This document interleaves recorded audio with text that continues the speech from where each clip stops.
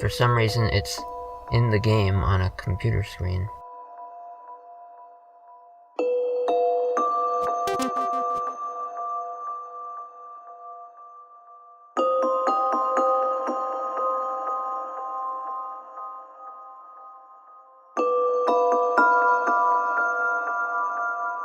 Hello, my loves. Welcome back to my channel, or welcome to my channel. If you are new here, hi, hello. My name is Loey. I know you guys have been so patient in waiting on me to finish up my Petscop overview. The only reason it's been so long in between episodes is simply because the episodes of Petscop range everywhere from a few minutes to like half an hour a piece. So sometimes it takes me a lot of research. For example, just tonight's video took like 3 hours in itself, just watching the videos, taking my notes, formulating out my own theories and opinions and stuff. But I do have good news for you guys. I will be filming parts 3 and my finale, which will be part 4 tonight. So hopefully we will get these up a lot quicker and we can get our thoughts on Petscop totally wrapped up. If you are not familiar with this series, Petscop is a fictional video game let's play that is hosted on a YouTube channel called Petscop. It follows a boy or a man named Paul.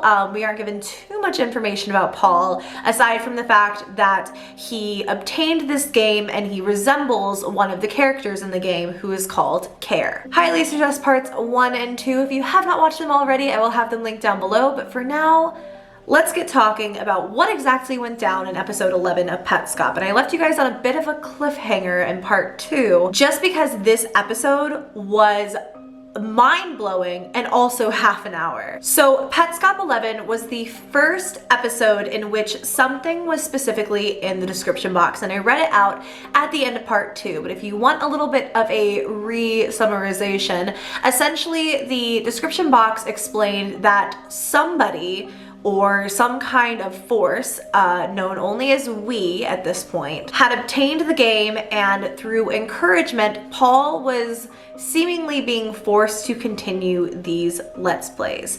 And so, as you can imagine, episode 11 begins on a bit of an odd note. While Paul does not seem particularly distressed in the opening of this video, he does seem a bit off, commenting on the fact that this game, it would make sense that it would somehow be linked to him through you. Signs along the way, that I ignored. But when I found my room, it made, I was shocked at first, but it made sense. Especially considering where I found the game in the first place. They would be tied in some way to me through you. Now, we've been told multiple times at this point that we as an audience are not really the ones who are meant to be watching the Let's Plays of Petscop. So when Paul says that it would make sense that it was tied to him through you, it's not really meant to be towards us. It's more so talking about one person or a group of people who understand what this game is, or at the very least understand that Paul has been given it for a reason. As he is talking, Paul is also just kind of walking around kind of funky, and he quickly explains that he's actually drawing out something that he had scribbled as soon as he got home that day. So if you're wondering what I'm doing right now, I have a drawing that I could scan and send to you. I just came home and drew this big drawing. You still need an explanation on, because the drawing is not very clear, but scribbles really, but you need the visual to understand the explanation. I'm about 90% sure this is gonna work. Paul had just drawn this on a whim and decided for some reason that he should try it in the video game, and not much to his surprise, it works, and an ask bubble comes up, something that we've only seen previously when he interacts with a tool. If I had drawn out something just because, if I had just been sitting scribbling in a notebook and then I tried that out in a video game and it did something, unlocked a secret ask box, I think I would be pretty freaked. But Paul doesn't seem surprised at all, really. He actually does not take the opportunity at this point to ask anything, instead continuing on in his drawing, and he reaches another ask bubble, this time in the form of a tire randomly sticking out of the ground. When prompted to ask a question, he simply asks, "Where is house?" The tire starts rapidly spinning in one direction and he follows it until he reaches what just looks like a normal, like, double lane road.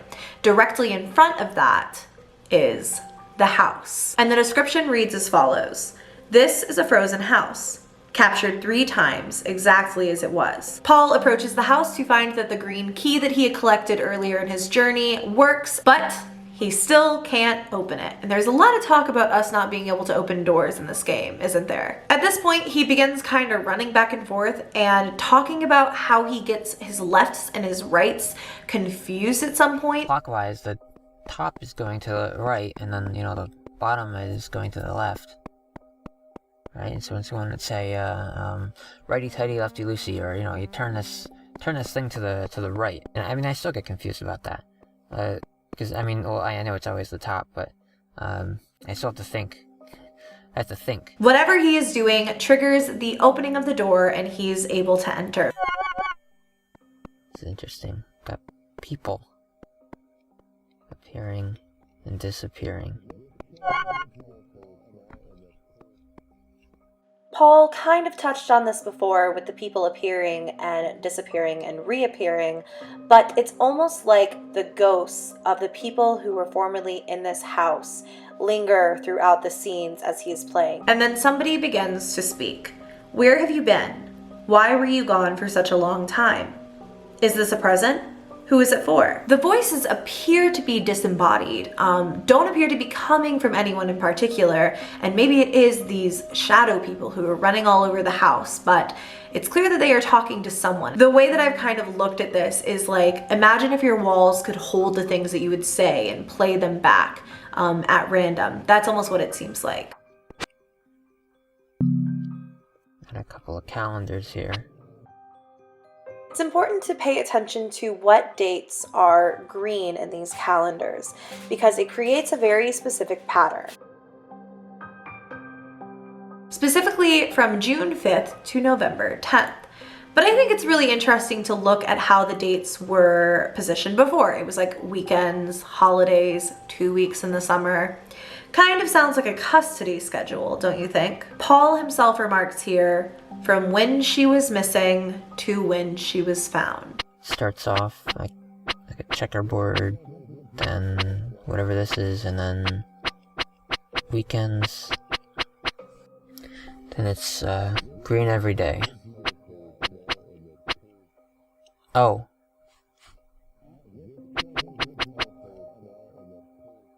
Okay. Yeah, on that topic, I don't remember meeting this girl at all.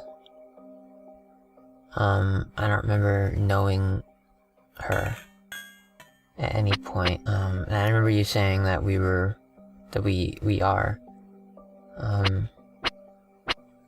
exactly the same age. Right?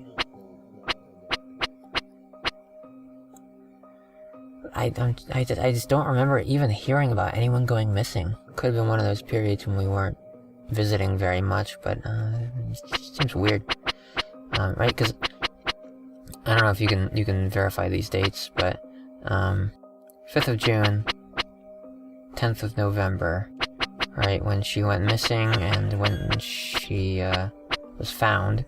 And then the next calendar, it's just gray, no visitations. No green, just a whole year of empty. Paul remarks that they are 2 different years and it is evident that there is something very, very clearly different about both of them. Here, the game allows him to go to the bathroom seemingly again in this like storyline where it's almost like the walls are echoing things that were said previously. It's like a play scene is being acted out in front of him, but he can't actually see the players. So he goes to the bathroom and then something really weird happens.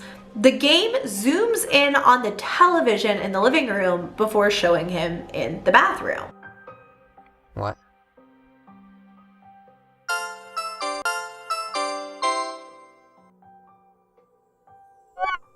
The hell? That was an experience. So Paul enters the bathroom and weirdly enough, there is just a ramp to go into the bathtub. He enters the bathtub, the game goes silent, and then starts over as though it has crashed. However, it becomes very apparent very quickly that this is no longer Paul playing. The game restarts in demo mode, and up until this point, we've pretty much accepted that every time it is in demo mode, it is not actually Paul playing. It is like the game itself. First, we see the tunnel, which has come up periodically before, and we enter it almost as though we're driving a car. Then a clock begins ticking in front of us, almost like it is counting down to something.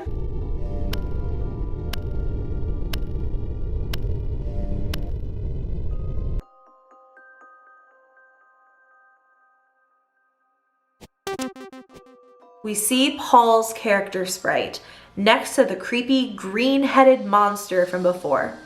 It's Marvin. And then somehow through a sequence of mashing buttons, they begin to communicate. Marvin simply says, "Hello, Paul," spelling his name P-A-L-L. Paul responds with, "Hello." Marvin says, "Funny. Ha, ha."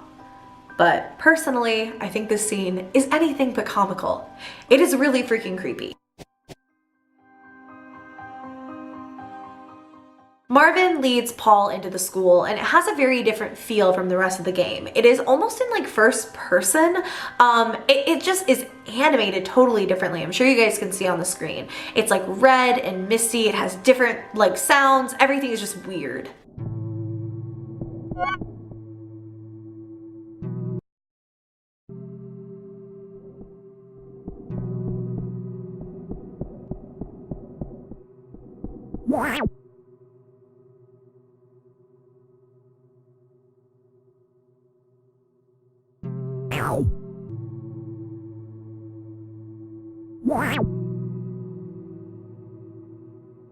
Paul finds a locker, begins fiddling with the lock, and then suddenly the game goes black. What?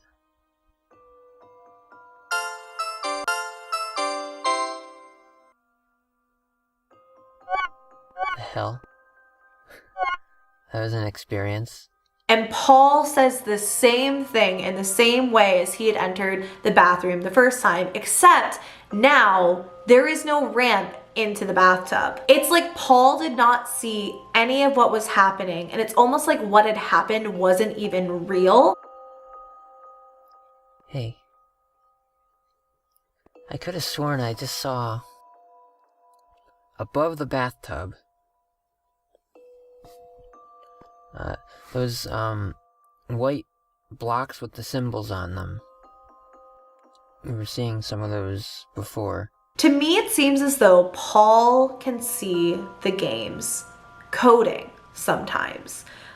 Sees things that we don't necessarily see. He knows that the bathtub is supposed to do something, but doesn't exactly know what. Previously, it took him to the school, but now that ramp is gone. When he leaves the bathroom, the house has changed, and it seems as though some time has passed. That sign on the front lawn did say that this was a house frozen, exactly as it was 3 different times. He finds a note that reads, "My husband may come here after 6 p.m. Please stay overnight if you can. Thank you so much." According to the calendar, this day is June 5th. Paul sees some glitching items on a table. I'm not entirely sure what these are. They kind of look like maybe like party decorations, which fits into what happens later. But then he enters another room, and this time it is the room of Care. We have seen that Care is a pretty significant character in this game. She is one of the only real children we have seen so far. In Petscop, you can collect both children and pets, but really Care is like the only kid you can collect, so clearly she's of great importance. We find Care A in this room, and Paul begins kind of running around the room trying to figure out what to do before it suddenly hits him. Yeah. I don't know, there's something I missed in here. I don't think so. I don't know, I mean, I know it. I know what it wants me to do now.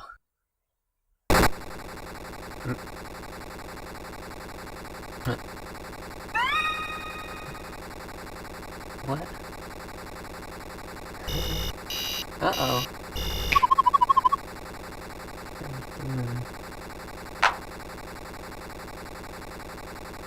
Marvin bursts through the window, knocking the AC to the ground, and takes Care A. The game resets, and Paul proceeds to go to the window that Marvin burst through, where there is now a ladder leading up to it.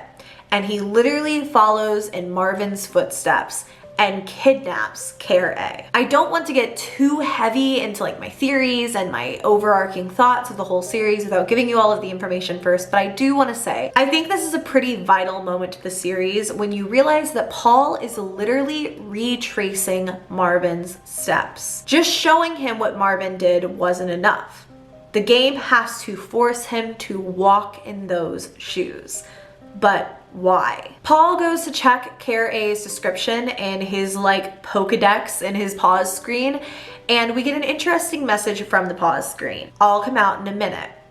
Keep playing. And then he goes on to check Care A's description. Care A. When the emergency began, you were all looking for Care A. I told you all we would never find Care A. When Care A goes missing, she goes missing forever. My brother didn't want us to find him because he knew we were all looking for Michael A. I'm back. This is my present for you. I started it in 1996 for Marvin. If you think they're worth any effort, see if you can save Care B or Care NLM. Care B is in the school, of course. Screw you all and screw me as well. Merry Christmas. Check your bathroom now. Paul says here, I saw him at a birthday party once. All the older kids were down in the basement playing video games, hide from everyone. He was down there too. He was older than the rest of them though.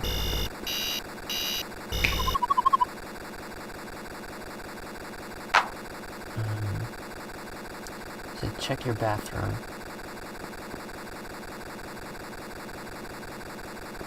Paul goes on to recheck the bathroom and the game crashes, once again reloading on a demo screen. This was something I was aware of, but that I had not seen at this point. And now as I am in editing, I am finding so many Easter eggs that I was unaware of as I was recording these videos, including these hidden images within the pause/loading screens. This one in particular appears to be a piano or instrument of sorts with a PlayStation controller attached to the top of it. It is incredibly unsettling and very clearly is meant to hint at what is going on currently in the game, but I'll talk about what they mean for Petscop and everything like that in my final overarching thoughts video, but I also wanted to throw these out there now so you guys can see them. Paul enters a classroom that has Marvin in it and is instructed, play music for baby. She will become Melody.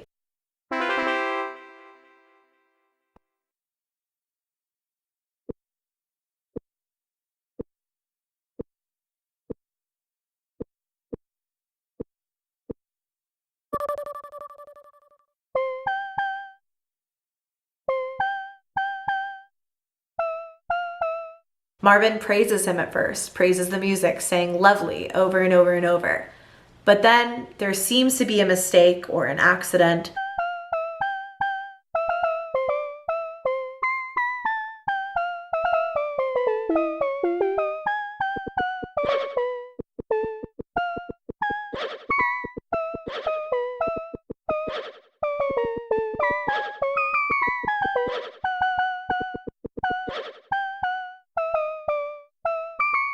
She tripped and fell and is lost. And then eventually just stop. Paul replies with sorry, to which Marvin says, Tiara plays bad music too. Do it right next time. Paul says, just sad. And Marvin says, okay, Paul. She tripped and fell and is lost. I believe that refers to the windmill girl who we saw earlier, who Marvin has been trying to rebirth within Care. We already know that Marvin went and married the windmill girl's sister and that his friend who never returned from the windmill was reborn in his daughter, Care. At this point in the story, I think it's safe to assume that Care wasn't up for the task or that she wasn't what Marvin was expecting. And so something bad befell her.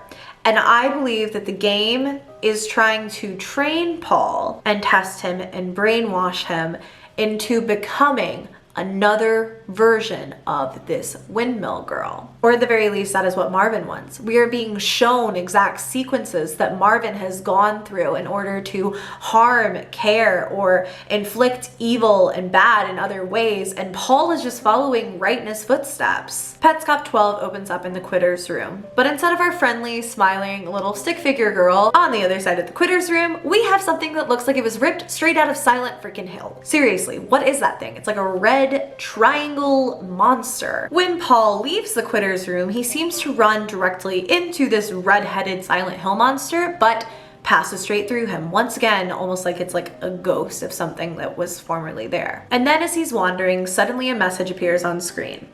Hi, Belle. You're free. I left these messages for you to look at in case you were ever rescued. So while you walk around looking for something to do, I'll come up periodically. When the messages run out, I'll be out of your hair forever and ever. Paul proceeds to go to Michael Hammond's grave, where these messages to Belle continue. You've apparently been running Petscop non-stop for 553,758,221 seconds. I don't even know what number that is. Or 153,822 hours. That is 6,409 days or 17 and a half years. Belle has been running Petscop for 17 and a half years. Another message appears saying, that looks dubious to me. What do you think? Are you still sitting on a chair? Can you look around the room? Is there still a room? This is the child library. You're not family, so I didn't add your traits to the phase system. That means I didn't add your eyes or your eyebrows or your nose.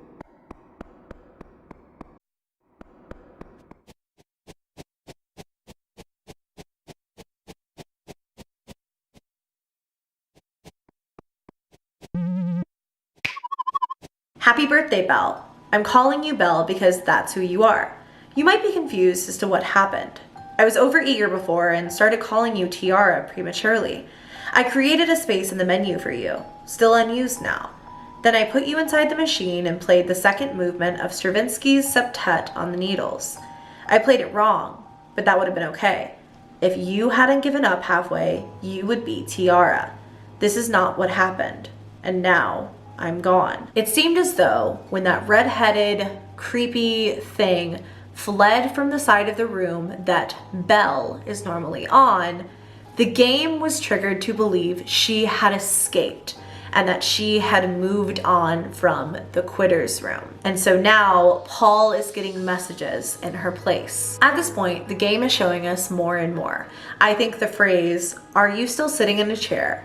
Can you look around the room? Is there still a room?" is such a clear sign that it is breaking down the wall of somebody playing a video game. The characters in this game are not fictional.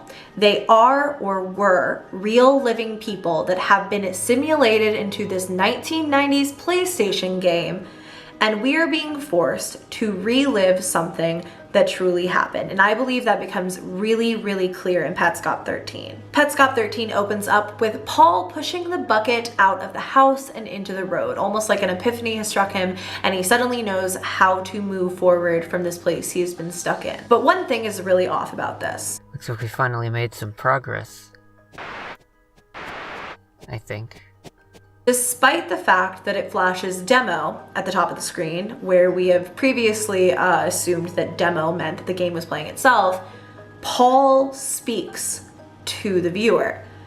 He's there, but the game says it is playing itself. Paul catches a blue tool in his bucket, takes it back to the house, and realizes that it has changed yet again. What happens in the underworld can happen in the same spot in the overworld and vice versa. So using the lesson he had just learned with the tool in the bucket, he catches Roneth. Roneth is Toneth's baby half-brother. Because he's younger, he gets to learn from all of Toneth's mistakes. That's why he always looks both ways. He doesn't get into trouble. You won't have to watch him all the time. He's good. Paul then proceeds to go through the entire overworld and catch every single pet before getting the following prompt. Congratulations, you've caught every pet in even care, aside from Toneth, who isn't here yet. You've seen everything in the game so far, but there will obviously be more.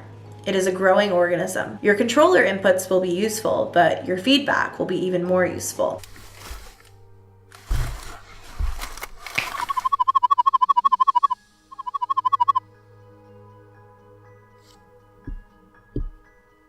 Please leave the PlayStation on when you leave. You can stand up now. So Paul is being forced to play Petscop, clearly, because it has told him when he can stop playing. This game is a growing organism by its own account. It is taking in information, especially controller input and user feedback. Paul is a real person, not just the sprite of his little butt-faced character in the game. We can hear him moving around in the physical world. He is being forced to do and be and see things in order to grow this organism of a game. Petscop 14 opens up with another demo reel, this time with Paul walking into a room with 2 beds and a windmill next to one of them. This windmill vanished off the face of the earth. Here's a similar puzzle for you, Marvin. There are 2 pictures of a door. In the first picture, the door is closed. In the second picture, taken later, the door is open. Nobody opened the door. The door did not open itself. The door, in fact, did not open at all. What happened?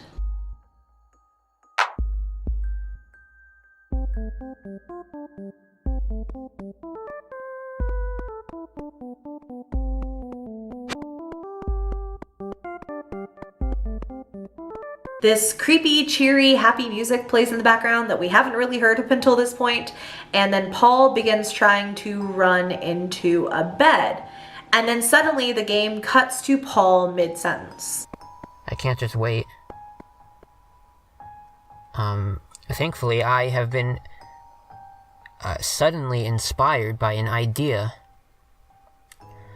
that is, in a way, similar to the idea that brought me to this house, because that idea involved pretending something was there that wasn't there.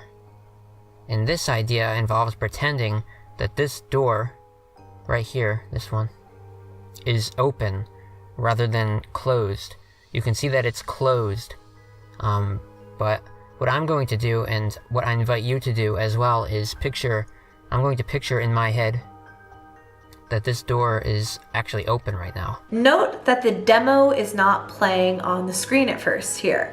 It only comes up when Paul begins talking about how he's going to think the door is open.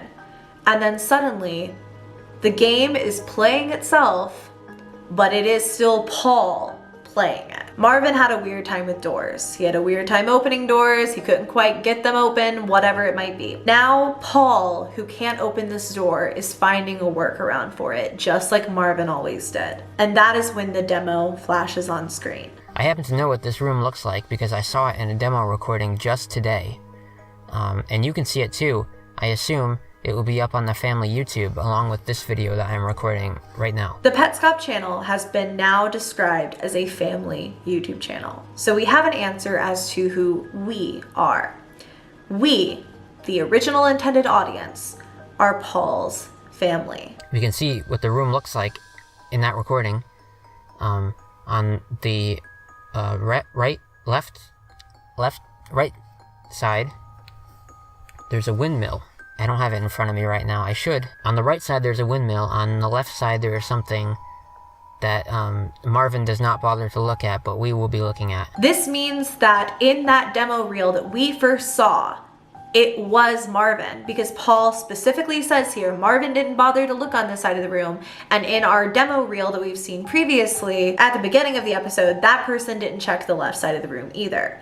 So is Marvin able to control the player character from time to time? When the demo is on, is it Marvin? Is it Paul following in Marvin's footsteps?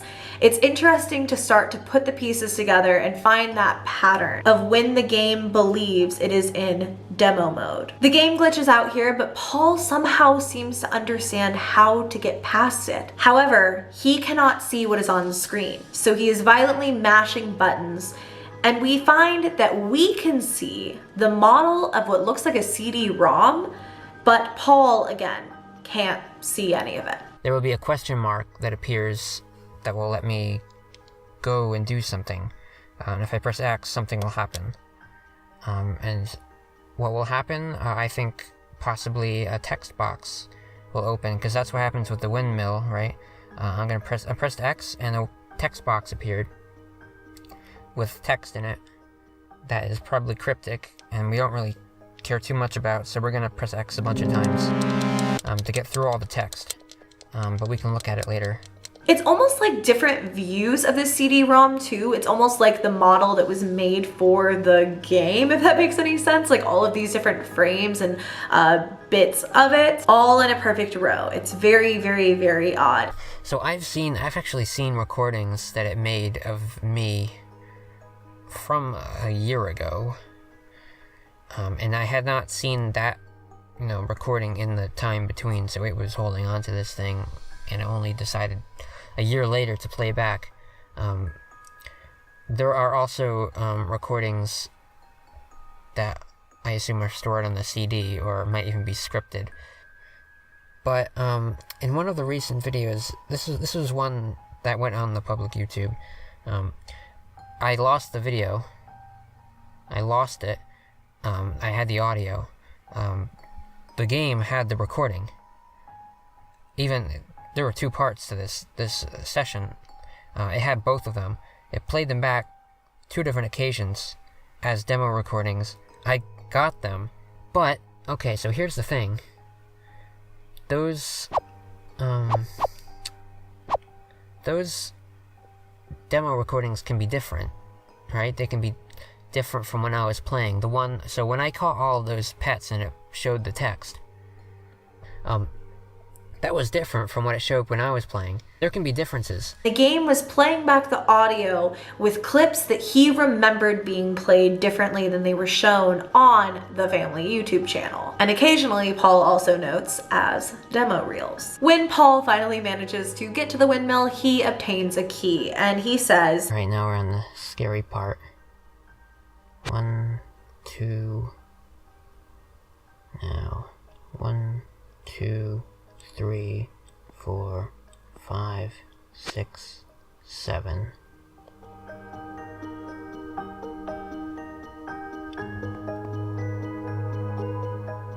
The game crashes. Pretty common theme at this point, I know. All of the files have been deleted, and the only one that is left is called Strange Situation. It deleted my files. The game reloads, and we are at the house. There are signs and pictures pointing up to the house, including one of Care, and then when we enter, we receive the following text. You made it. Happy birthday. Clearly it is someone's birthday. I mean, Paul's sprite is wearing that delightful birthday hat. Why are you covering your face? Oh. Now, remember who covers their face in their sprite. It sounds a bit like Care NLM or Nobody Loves Me to me. Of course I recognize you. Those eyes, that nose. That's still you. And on the calendar, it is November 12th, 2 days after November 10th, which was the last green day on the calendar. I sure hope you've realized by now, it doesn't matter how long you've been gone. It doesn't matter how long you've changed. You aren't lost. Stop wandering and come home. Then Paul says something really, really, really weird. So what I'm thinking is that this is either 1995, or it's 2017. Getting that bad feeling again. He then enters the room from before. Care, are you okay? You ran straight into the door. Did you think it was open? Aw, poor baby. So we now have verification that this is talking specifically to Care, and probably once again Care NLM, since she is the only version of the character covering her face. Where is the disc? Where are the discovery pages? What are you talking about? What disc? Discovery pages? Jill, stop ignoring me. Get in here and show me where that disc is. No, Care, this is mommy. This is your mommy. Sweetie, I'm right in front of you. There's no one else here. What are you looking at? What's over there? Care, can't you hear me? Can't you see me waving? Snap out of it. Care, where are you going? I think that was based off of a conversation that I had last year on my birthday. If it wasn't just a coincidence, then that means I'm getting pranked. But I don't know how that magic trick works exactly.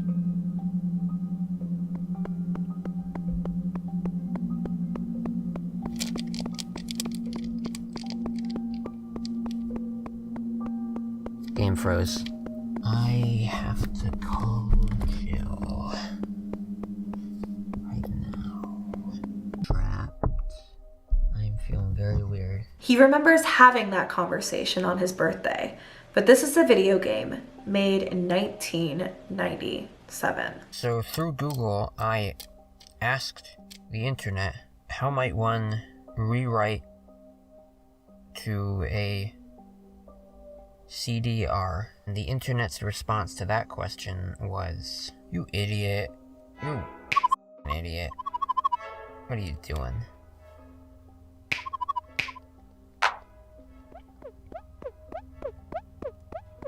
Some things you can't rewrite. Then here he enters the garage, and alarmingly, it seems to be an old freaking 90s computer with someone working on Petscop on the monitor. We are seeing in the game that we're watching a Let's Play on YouTube, the original creation of Petscop in the garage.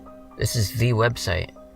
For some reason, it's in the game on a computer screen. And this is the Your Child page. Judging by all the text. Wish I could read it. We even see Paul's character sprite on the monitor of this computer. This is Petscop as it is being created. He tries to re-enter this room, but the text bubble remains blacked out. He curses, and the video cuts out. Petscop 15 opens up in the school with Paul wandering around just as before. Suddenly, his character sprite turns to look at us, and it looks irritated, like we've done the wrong thing, before turning back to find a large mural of a girl, along with colorful text that simply reads, "Girl." And as Paul continues to walk, you realize every time he tries to walk away from this, his own character turns to look at him irritated before bringing him back to girl. Eventually he enters a classroom with Marvin, and using the same button configuration or whatever it was as before, he is able to once again speak through the game to Marvin. Paul says, "Not in table," to which Marvin replies, "Sit here for the present." Paul obliges, sits in front of a chalkboard, and then, after a long pause, Belle emerges from behind it. "This is Belle," says Marvin. And Belle responds pretty feistily. "I am Tiara, not Belle. Press nifty." Paul asks, "What?" before eventually just saying nifty. "No," Belle says. "Player 1, press nifty." There's a long silence, and then the game glitches out to what looks like just various textiles that have been used in game, including that girl from before that the game was so desperate for us to see. Whoever is controlling it at this point uses almost what looks like a pencil to drag themselves around and draw, and they write the word "hi" on the chalkboard. When the game returns, that "hi" is still on the chalkboard, and it cuts out. And that is where it ends. At this point, I know there are more loose ends than there are tied up ones. There's a lot of theory and a lot of understanding of where we're at, but I know that there are so many questions, and that is why I will make sure that Petscop 4, the finale to this series, is up within the next week so that we can answer those final questions together. What we do know is that Paul is being forced to follow in Marvin's footsteps through the video game Petscop, which seems to have some sort of overarching intelligence over him in the sense that it knows things that it should not know for a video game that was created in 1997 or whatever. It knows the conversation that he had with Jill last year. It knows things it absolutely should not know, and it breaks the fourth wall constantly. Paul is being heavily manipulated by this game and by the presence behind it that has him playing it, essentially. He is not even able to Google anything without being fed an answer that has come directly from them. And as for the rest, we will just talk about that in the next video.